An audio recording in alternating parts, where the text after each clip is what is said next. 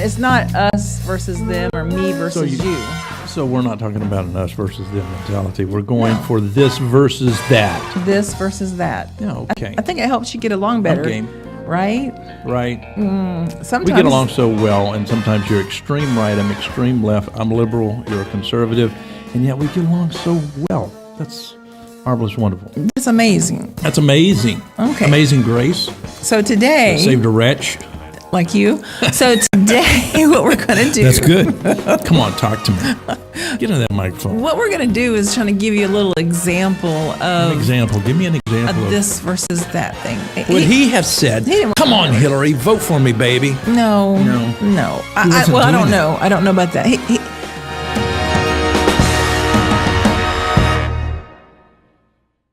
Okay, here we go. Oh, wow. Yeah. Happy Mother's Day. Happy Mother's Day. Thank you. To the best of mothers. Yeah. Yeah. I'm talking about you. Oh, I thought you meant us. No, I mean, we make a good mother together, don't we? We do. Sometimes, if I can't be the mother, you have to be the mother and vice versa. We just have to switch roles sometimes. I mean, mothers aren't always women. Come on, people. Yeah. In other words, we have to be that mater. Yeah. Yes. I get that. We have to. Skeptical Jed just said, can't beat Pensacola Beach. You are so right. Wow. That is perhaps the beach of beaches right there. That's.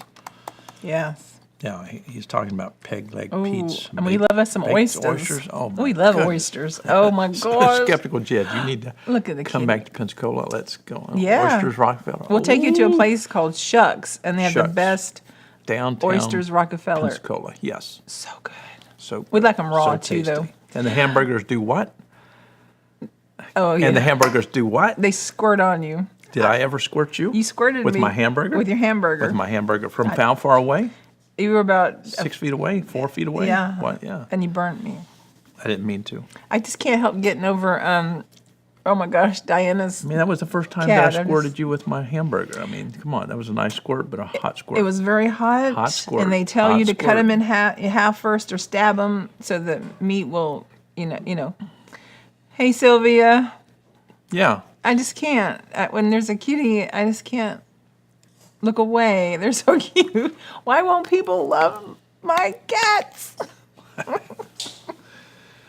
Good morning, Diana. Good morning, Dr. Jones. Good morning, Rhonda. Happy Mother's Day. Yay! Yay. Thank Yeah. you so much. Yeah, we love the cat. I mean, we love not just one cat, but we love all cats. And so we are cat Sylvia's lovers. a wonderful kitty. Yeah. Yeah. You know, the question today is, if you pray, why are you not a cat lover? That's a good question. If you pray, why aren't you a good cat lover? Yeah. I mean, because I would bet that Diana prays to to her cat all the time. Probably. Yeah. Do you pray to your cat, Diana? I pray to the kitty. I worship the kitty. There you I go. serve the kitty at all times. I bet you have some burnt sacrifices you give to the kitty. Maybe not burnt, but Well, sacrifices. sometimes I burn the tuna. There you go. Okay, I was right. Well, you're a good kitchen. Come on, Catchton. Okay. Does your Christian. cat get hard food or just wet food? Sylvia's on dry food. Dry food? Okay. Yeah. Yeah, she seems to like it. I haven't tried. The only time I've given her anything like wet food is every now and then I'll open up a can of tuna and set it down there, and Yeah. she'll go over, sample some, go away, come back, destroy the can. That is, in fact, how she came to be with me. Found her behind the back of my apartment building, under a car, just saying, meow, meow, meow, meow. Like, somebody, please, feed me. Yeah, that's their. You know, we should tell Diana Happy Mother's Day. You were a cat mom. You have a cat. Yeah, I guess you could You put have a it that fur way. baby, so Happy Mother's Day. Oh, we have fur babies. We do. Yeah. We do have fur babies. So I tell you what, it takes a lot to be a mom sometimes. You've got to remember, though, you don't have a cat. The cat has you.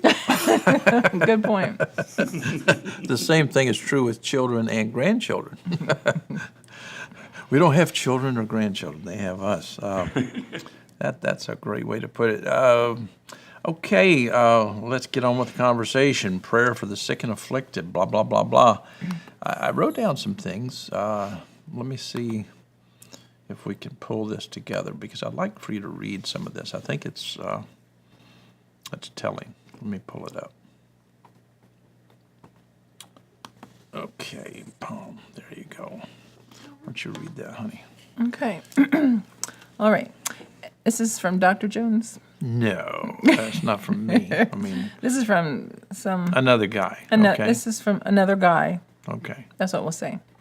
His name is Michael, though. Okay. So, smaller...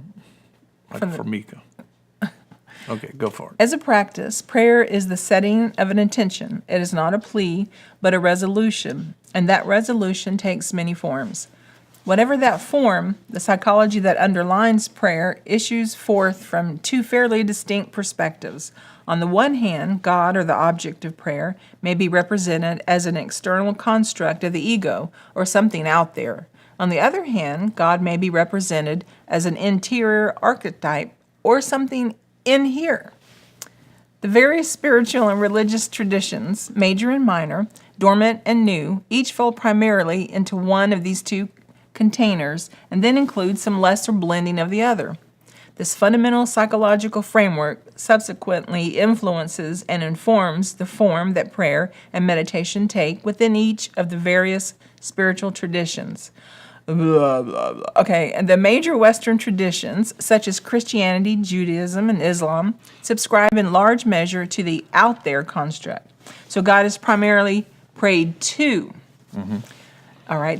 The mystic traditions associated with each of these larger traditions, Gnosticism, Kabbalah, and Sufism, respectively, lend the in here aspect to this particular container, reasoning with the notion of the self as divine.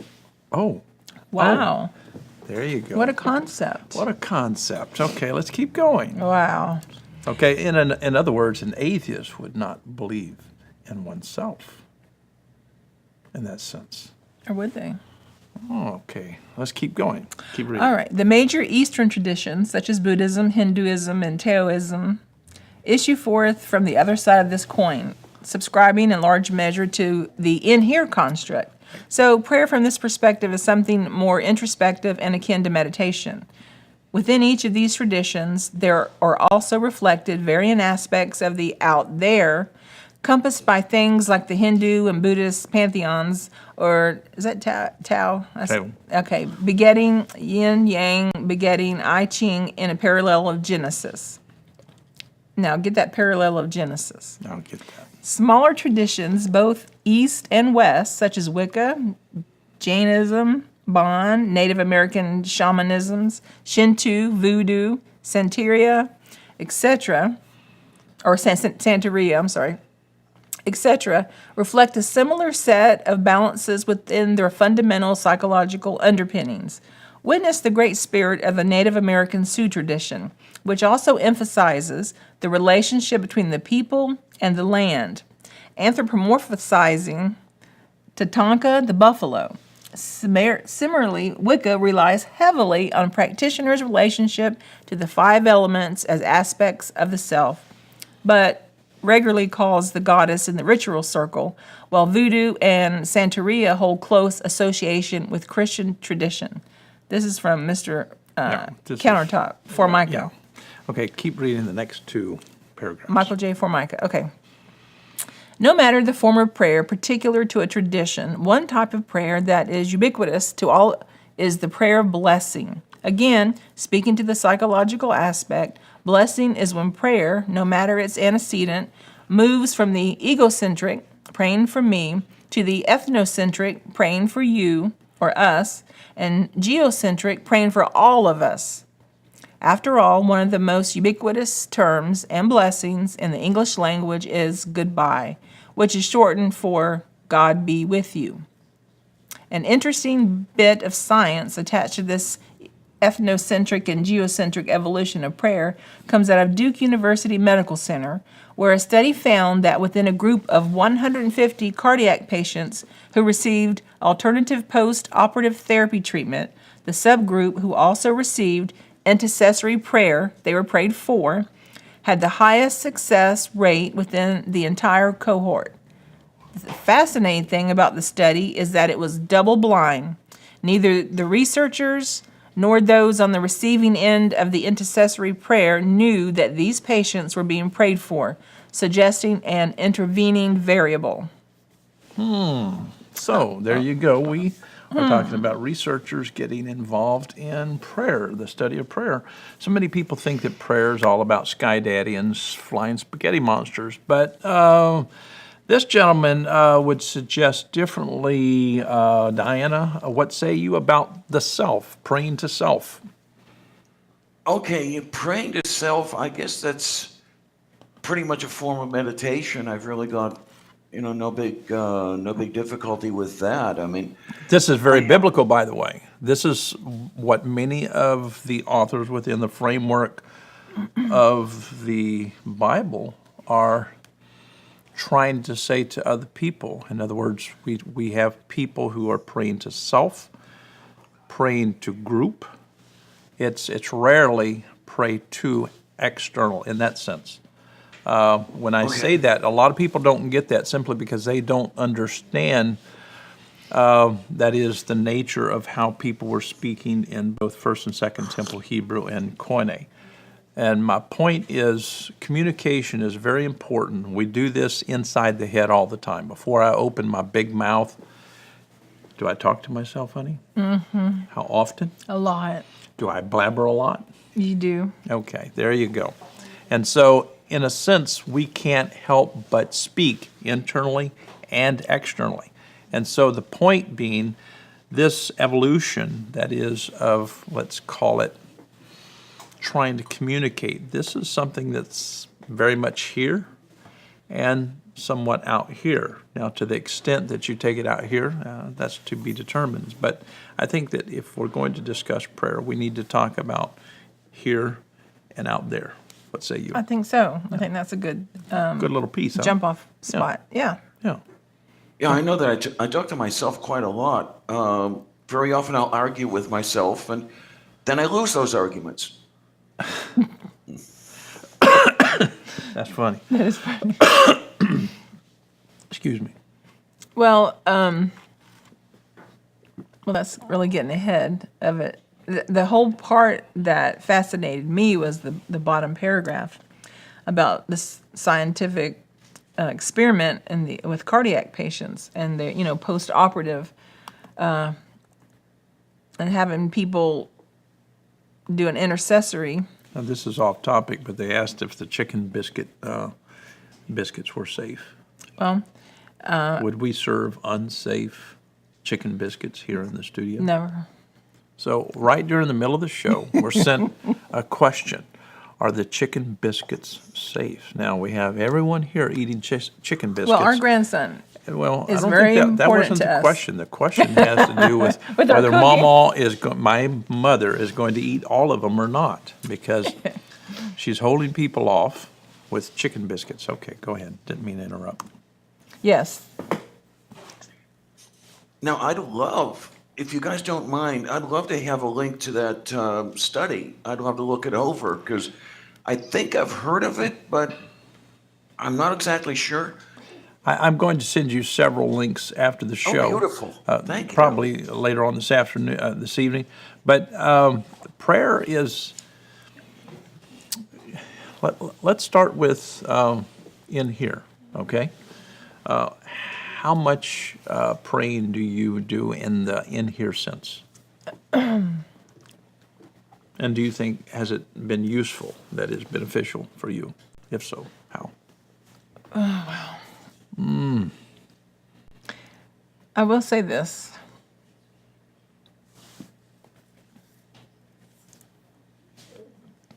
And it'll be hard to say, but when my mom had her surgery and she was in the hospital 38 days, and she never woke up except for the last, I think, 7 days. I would go to the hospital every day and be with her and try to do what I could. I couldn't do much. But every morning on the way there, I would just cry out to God. And at that point, I wasn't even sure that there's anybody listening, but it didn't matter because it made me feel better just to be in the car by myself and cry out to something, and I think it was important for me. And I can't say that I saw anything happen miraculously, or even, she obviously came home, but it still made me feel good. And so I say to people, if you want to cry out to whomever or whatever, God, a tree or the ocean or whatever it takes for you, that's all I knew. And so that's what I did. There's a principle that I think that we've shared for a long, long time. When you've done everything that you can physically, in the natural sense, what do you do? And so it's in those moments that we cry out. And it's not an issue of let's have a debate. That's so off-putting. You're desperate. And some people would argue, well, we don't need to become desperate. Well, one of the things that I like about faith, there are many usages of faith, and one usage of faith is the same thing as hope. And so, if it gives us just a little bit of hope, it's almost maybe just a teddy bear, or maybe a little bit more than a teddy bear, but that's fine. And I remember praying for my father, having so many kinds of things go on inside of my head. And I confessed yesterday on the philosophy of the place, much of my prayer life is bitching. In this sense, it's not just about I need some help. It's about I don't know if there is a God or not. Or energy, or Right. anything whatever. I'm inarticulate when it comes to the question, and I don't even know how to approach it. I would like to know, but I'm struggling as a human being from time to time, and in that struggle, if there is a God, I'm trying to reconcile, why would this God not interact with me? And then at times, I sense this presence of otherness.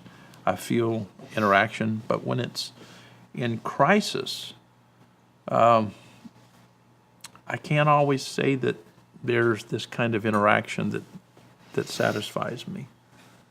And so maybe I'm looking for satisfaction that says, yes, you are answering my prayers.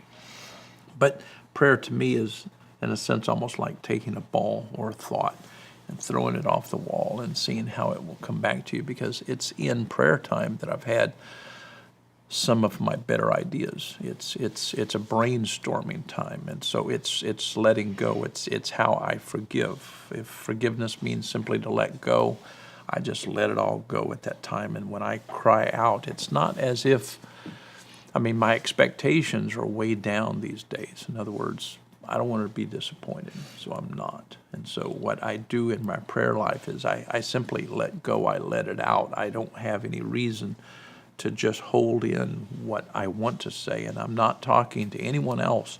I'm just talking outside of my brain. I can keep it inside and speak, but I find it very, very useful just to let it go.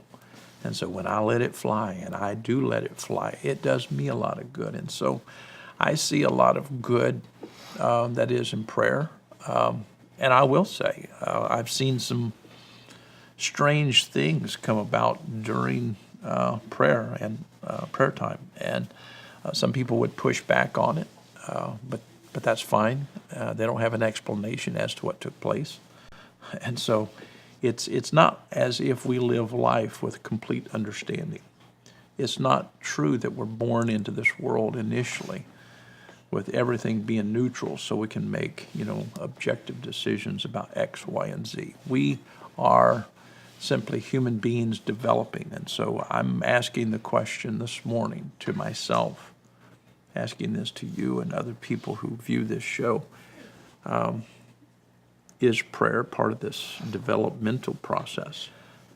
Is it useful? Is it good? I get the ridiculous, the Benny Hinn type thing. You don't want anybody to blow on you. I don't need people blowing on me. I don't need people putting all kinds of greasy stuff on me. Okay, so I don't need to be greased down. And so, but for people to disparage religion day in and day out, like so many of the people from the Freedom from Religion Foundation do here in this city. And they go to City Hall, they mock people who pray, they try to shame people who pray, and to me, it's sickening. And so I'm not suggesting that people need to pray. I'm just saying that in my life, it's very, very useful. I find meaning from time to time in the midst of it. Sometimes it's just something that I do, almost an exercise. Yeah. Yeah. And so I prayed that God would heal my father, and he died. And as you said, it didn't work. And so I can accept that my prayer didn't work in that sense. And so I don't know. Sometimes I think that we're trying to conform God to our interest rather than trying to deal directly with the question. And maybe prayer is a sloppy way at just saying, I really don't give a damn. Right now I'm just wanting to do something much more than what I can just do in my head. And so I let it go. And so I would encourage atheists to try prayer. I'm not trying to change your beliefs. I'm simply saying that letting go, verbalizing things, just praying to self, communicating to self in various matters, meditating, that's very good. These things are things that, I certainly advocate. But it may not be for everyone, but it's a strong thing in my life. Okay, did I bore everyone here? No. Okay. No, certainly not me. There are times I wish I could get under a dark sky, because I think that's probably the closest I've come to prayer. Just to look into the heavens, and horizon to horizon, nothing but stars, and you get an idea, a tiny idea of the grandeur of the universe, and maybe that's a form of prayer. Yeah. I don't know. Sure. Yeah, absolutely. Absolutely. Because there's this spark that started within you and in your brain, your heart. I don't know. Sometimes I wonder, what triggers first, my heart part or my intellectual part. But something's triggered, and then you are amazed, and there's a lot of prayers of thanksgiving. We have a lot of those, but we do those nowadays to each other. And I was saying just the other day that Christian doctors, I wonder how much they believe in prayer. They became a doctor to try to help people that are sick. So they must not believe a whole bunch in, the healing power of, a supreme being. So they're not taking by his stripes, we are healed, Literally. as the as the way to go. In other I don't words, think so. I don't agree with you. know. I don't know. I just thought of it the other day. Do they really believe in healing prayer? I mean, one place I that don't know. Benny Hinn doesn't go, if he were interested in getting a lot of people healed, he would go to the hospitals. Yeah. And he would just walk from room to room, and then we would have no one in the hospitals. I And mean, yeah, go to the cancer ward and, Right. at cancer treatment centers or, Sloan Kettering in New York or just wherever. And just go to these cancer wards if you're a faith healing preacher, and you have plenty of people that you can heal. But see, this is the thing that I dislike about the atheist movement. They don't want prayer in schools. They don't want the Bible in schools. And if you want prayer tested, put it in a school to where it can go through scrutiny, inquiry, and all of that. That needs to take place, because if a person is praying and praying and praying and it's not working, what better place to test? That is, take it to the lab, take it into the classroom, have discussions about it, see what's going on. Use scientific method and approach and deal with the Bible, deal with prayer, deal with it all. What are we afraid of? Why do we have to say, let's just take it all out of the classroom, let's avoid it? That's something that we should not avoid. What are we afraid of?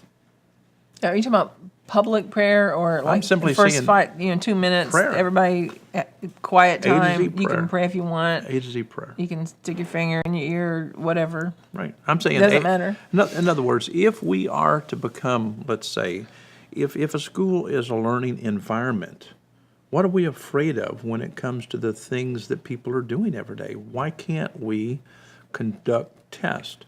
That is, as people do gather in these large areas.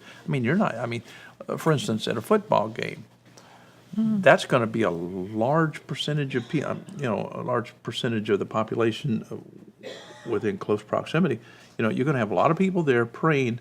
Why not take that time to do some experiments and see what's happening, what's not? I mean, that's useful. But what we get into, it seems like, not me, but I'm saying, it seems like atheists are wanting to say, no, you can't pray, you can't read the Bible, we don't need any of this crap about creationism, we don't need any of this stuff that's talked about in the Bible in the classroom. That, in a sense, is being bigoted. In other words, you're not being tolerant, number one, and you're not being wise, because some of these things need to be measured, they need to be tested, so we as a species can grow and understand what's going on. Because Jonathan Haidt is one of the most amazing scientists on the planet, in my opinion, and he's articulating that religion is this process of adaptation.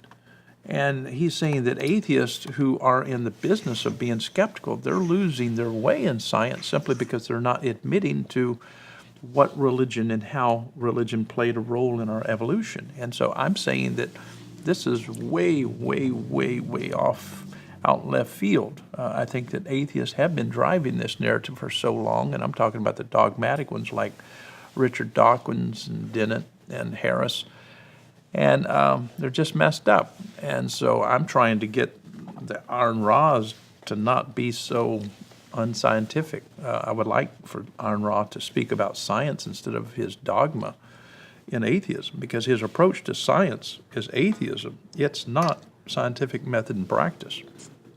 But And I love you, Aaron. You know that. But the thing is, I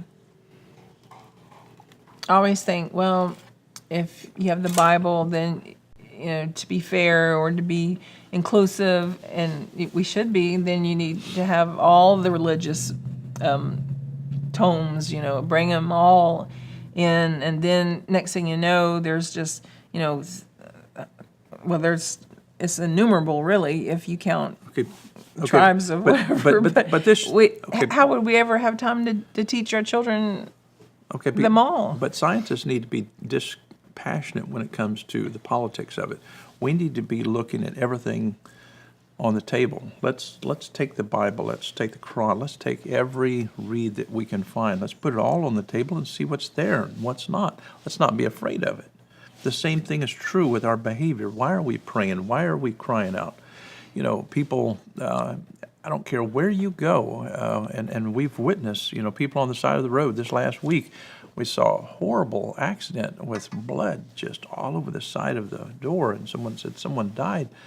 And if people are out there praying, all of that needs to be studied, and yet we need to give lots and lots of empathy toward those people who are going through all of that pain and suffering.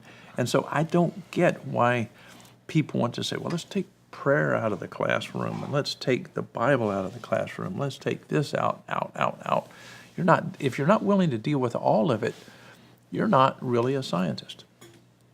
Well, where I hear you coming from, Dr. Jones, I'd rather agree with, but the problem is, a lot of the people in the community that I've talked to have had experience with this prayer thing and Bible thing in the schools, etc., being used as a form of indoctrination. I mean, one of the best ways to get someone to believe and act the way you want them to is to get them as a 6-year-old and have them repeat over and over the creed, if you will. I mean, not necessarily a religious creed, but that whole thing that you want them to believe. Okay, now, but your thing I would love to see in the schools. I mean, put this whole thing under the microscope.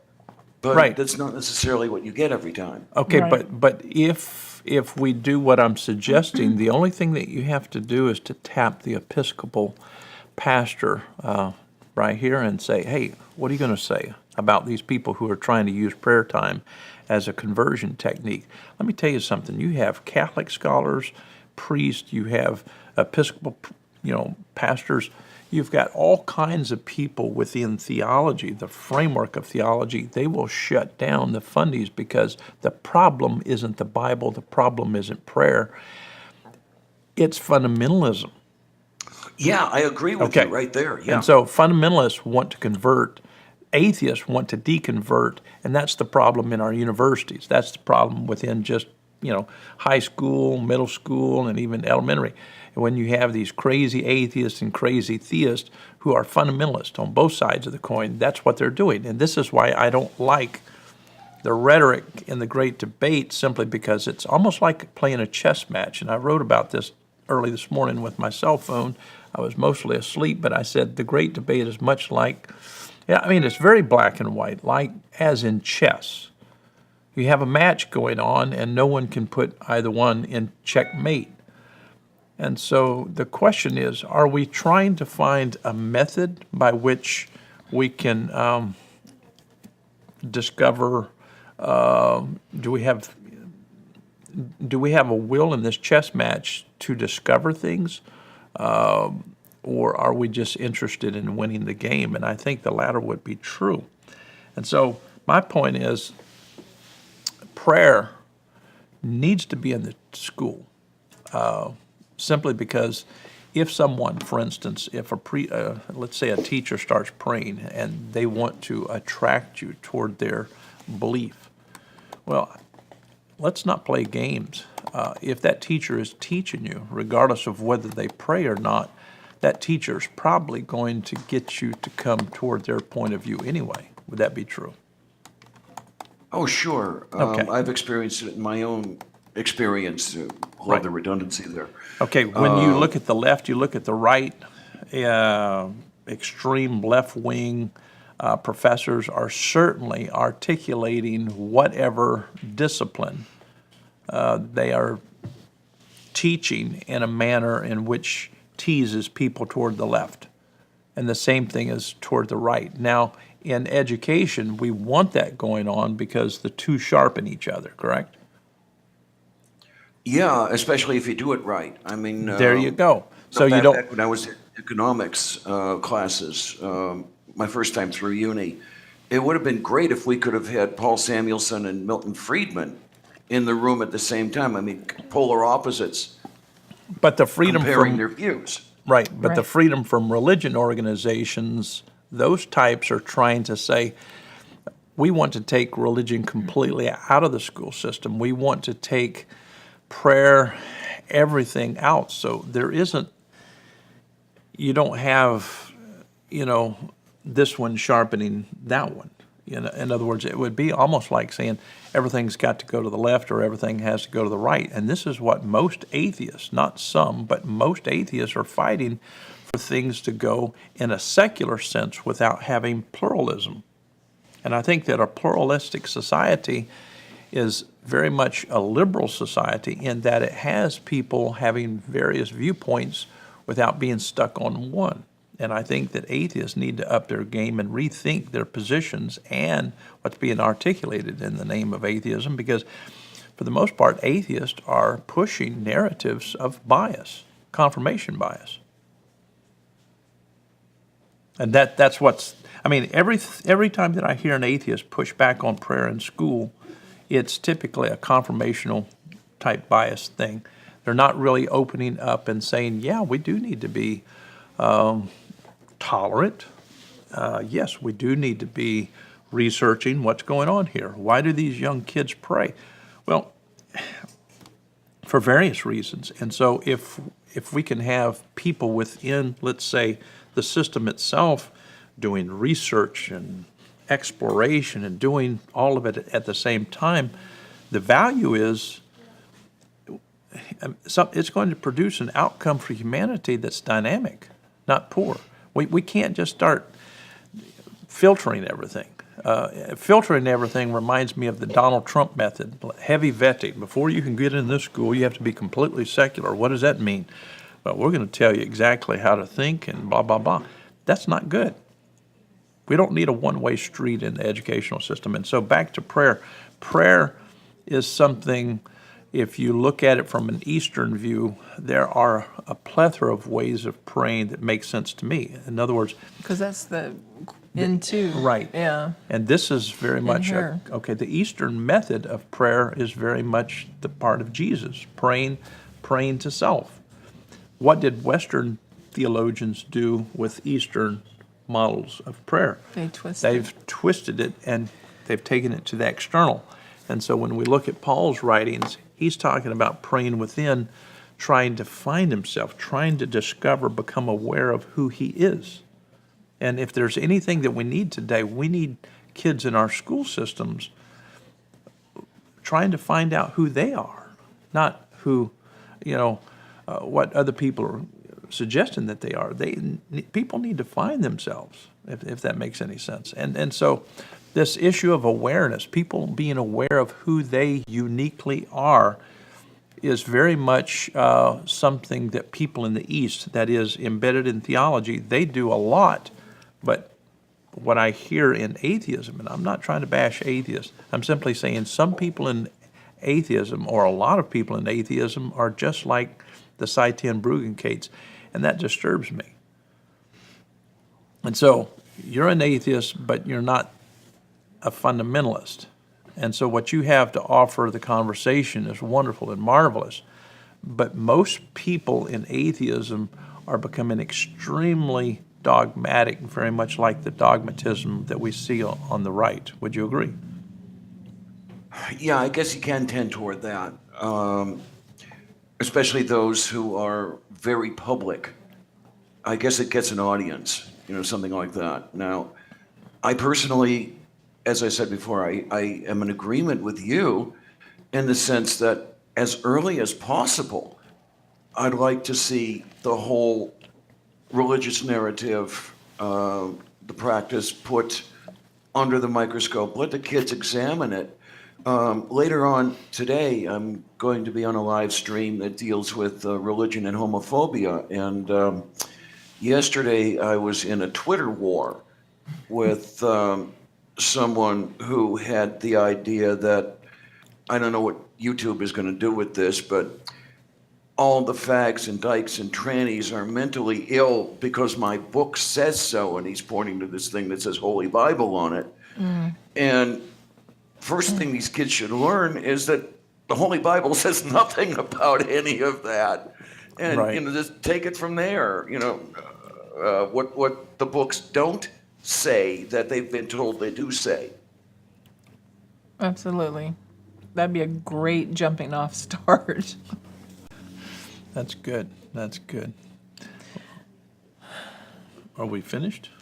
Well, sometimes, and we're not mocking prayer at all, but sometimes if he's sick or whatever, he was like, okay, pray for me, because he knows I'm going to say, okay, and then when I ask him later, how are you feeling, he'll say, no, I still have whatever, and then I always say, didn't work. Didn't work. I don't know. So, See, I think that that does me a lot of good. In other words, when I picture my children, our grandchildren going to school, and they know nothing about Catholicism, nothing about Buddhism and all of that. I mean, when you keep people completely ignorant as to where people find themselves in life, and we are expecting our children to get along with right. other people.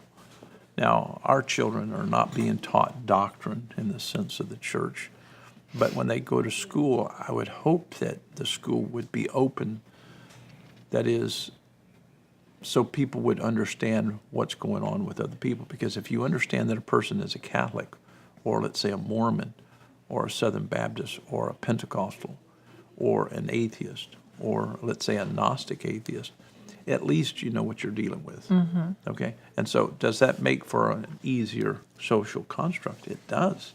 And so when we start saying, oh, no, when it comes to government, when it comes to school, when it comes to all of that, we just need to get rid of religion. We need to get rid of these books and all of that.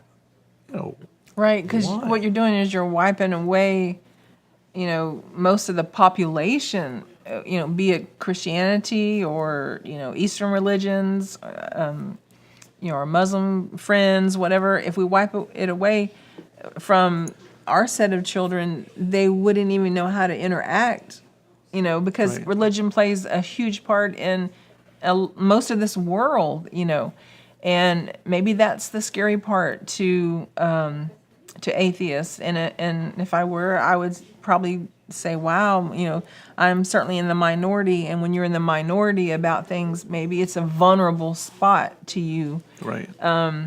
And then you look for, being slighted. You do, because, I have been in the minority in some areas, and everything might be a perceived slight or a threat or whatever. And I get that. I get that. But for us to get along with each other globally, Right. we're going to have to accept religion, because, people in the darkest, tribes of Africa, they have religion. I mean, India has religion. It's huge. The most populous countries in this world are religious countries, or have a form of religion, in other words, what you're Right, saying religion in isn't this going country. anywhere. Right. You just, when you go anywhere, you face it. And for us to send our children out in the world, and hopefully they get to be world travelers, that's how you learn. I mean, to be a traveler, to do. I will be honest, one of the biggest things that let me down about Obama, and I voted for Obama, he was theologically illiterate. And if you're theologically illiterate, you don't know how to deal with the religions and the leaders around the world. We don't need someone who's incompetent in that sense. Obama was extremely incompetent when it came to theological sets. I'm not saying that Trump is literate in that sense. No. He's not. He's a comedian, okay? But my point is, we need leaders. We need we need senators. We need legislators, who are competent, that is, in theology, who know theology inside and out, simply because if you're going to make a deal with other cultures, these other cultures have people who have belief sets. And most of these belief sets are religious in nature. Right. If you're going to have world peace, you can't play, oh, this is a secular school, this is a secular government, we don't want anything else, and now we're going to approach the rest of the world? Right. I mean, that's absurd. It's not going to get done. Right. That's just another form of bias, extremely dangerous bias. And so those people who are trying to market secularism without plurality, In my opinion, they're just ignorant. Yeah, it's a big job to tackle Right. what needs to be tackled, and world peace. When any statesman goes and speaks with other countries, to me, they need a crash course if they don't have any background on what these folks believe and how that will let them understand how their mind is going to work in deals and in the future and how they are going to respect you or not respect. It's unfortunately right. it's a big, huge part. If you take the Arn Ra approach toward Israel, what's the outcome going to be, Diana? He'll probably get bombed. Looks like it's going to be a lot of headbutting. Well, which is kind of where we're headed right now, but it's another story. But do you see our point? Our point is, I don't care what country you talk to in the Middle East, Arn Ra is not going to have a conversation with anyone because these people would feel disrespected simply because of his rhetoric. He's so anti-God. And Yeah, so, and he is rather forceful too. right. Oh, okay, but my point an is, imposing when you force. say all of the incendiary things that he says about God, and you just place him up there as this flying spaghetti monster, and it's just over and over again, just same thing. And no one who looks at theology seriously is even suggesting a flying spaghetti monster or anything like that. And I'm saying that these things go into the ridiculous, and a lot of atheists have bought into that. That's what scares me about these people who are trying to promote reasoning, and yet they do the opposite. It reminds me of Cy Ten Bruggen, Kate, and Eric Hovind. They're trying to present, this is a good model of science.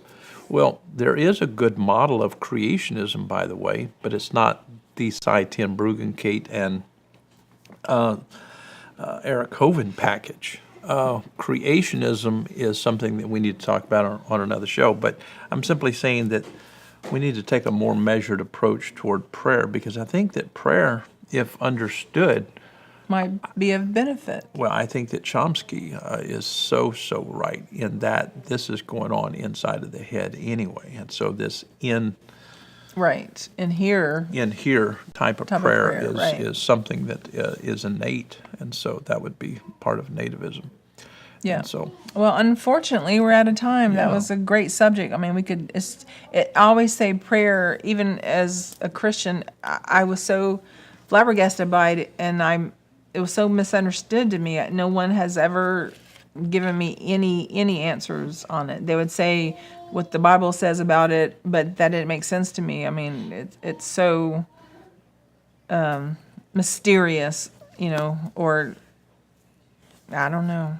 It was always a mystery to me. Nothing made sense. Whatever anyone told me that did not make sense to me about prayer just did not make sense. But that's my 2 coppers. So, coppers. Happy Mother's Day to all you mothers, even fur baby mothers. Not even fur baby mothers, especially fur baby mothers. They're the best. All right, next is Reflections with yours truly and whoever steps on the stage with me, ladies here. And Diana, if you have time or if you have to prepare for your 12, I understand. Oh, I'd love to come along. Yeah. Okay, 'cause, great. Just come along. The stream I'm on will start at 1 p.m. my Okay, time. gotcha. All right. Okay. We should have you out by then. Okay, we're going to just take a 2-minute break to get ready for Reflections, and she can stay where she is. Right. Okay. All right, see you in 2. All right. See you, folks. All right. Thanks, everybody, for watching This versus That.